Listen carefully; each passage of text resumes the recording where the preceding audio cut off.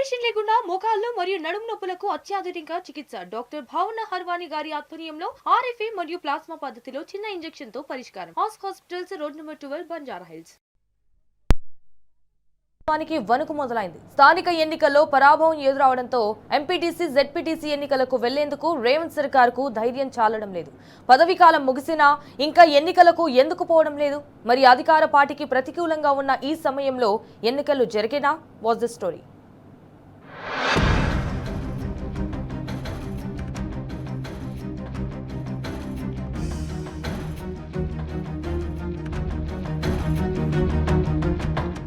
కాంగ్రెస్ ప్రభుత్వం ఏర్పడి 2.5 ఏళ్లు గడుస్తున్నా స్థానిక సంస్థల ఎన్నికలపై మీనమేషాలు లెక్కిస్తోంది.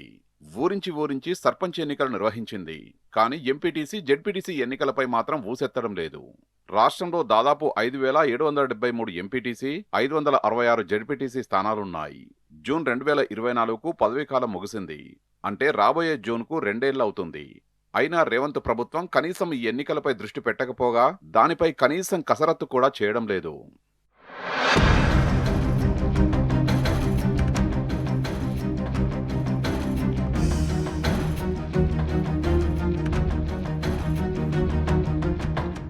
ఇటీవల జరిగిన సర్పంచ్ ఎన్నికల్లో ఘోర పరాభవం కాంగ్రెస్కు ఎదురైంది. ఎక్కువ స్థానాల్లో ప్రతిపక్ష పార్టీ గెలుచుకుంది. రాష్ట్ర ప్రభుత్వంపై తీవ్ర వ్యతిరేకత ఈ ఎన్నికల్లో కనిపించింది. పార్టీ గుర్తులేని సర్పంచ్ ఎన్నికల్లోనే ఈ పరిస్థితి ఉంటే మున్సిపాలిటీలు, మున్సిపల్ కార్పొరేషన్ ఎన్నికల్లో కాంగ్రెస్ సర్కారుకు గట్టి షాకిచ్చారు ఓటర్లు. ఇలాంటి పరిస్థితుల్లో మళ్లీ ఎన్నికలు నిర్వహిస్తే ఇబ్బందులు తప్పవనే ఉద్దేశంతో మళ్లీ ఎన్నికల ఊసే ఎత్తడం లేదు.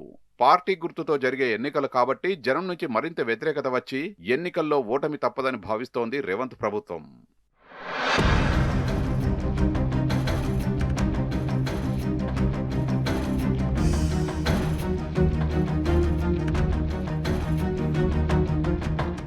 గ్రామ పంచాయతీల్లో నెలల తరబడి సర్పంచులు లేకపోయినా ప్రత్యేక అధికారుల పేరుతో పాలన మొత్తం గాడి తప్పింది. ఆ తర్వాత పరిస్థితి చేయి దాటడం గమనించి రాష్ట్ర ప్రభుత్వం ఎన్నికలు నిర్వహించింది. ఇప్పుడు కూడా పరిషత్లో ప్రత్యేక అధికారులతోనే పాలన సాగుతోంది. పల్లెల్లో, మండలాల్లో ఆశావహులు పోటీ కోసం ఆశగా ఎదురుచూస్తున్నారు. దీనిపై ప్రభుత్వం కన్నెత్తి కూడా చూడడం లేదు.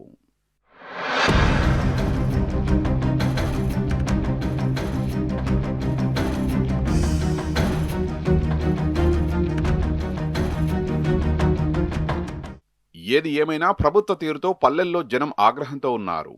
ఇప్పటికైనా రేవంత్ సర్కార్ ఎంపీటీసీ, జెడ్పీటీసీ ఎన్నికలు నిర్వహించాలని కోరుతున్నారు. దీనిపై ప్రభుత్వం ఏ విధంగా స్పందిస్తుందో వేచి చూడాలి.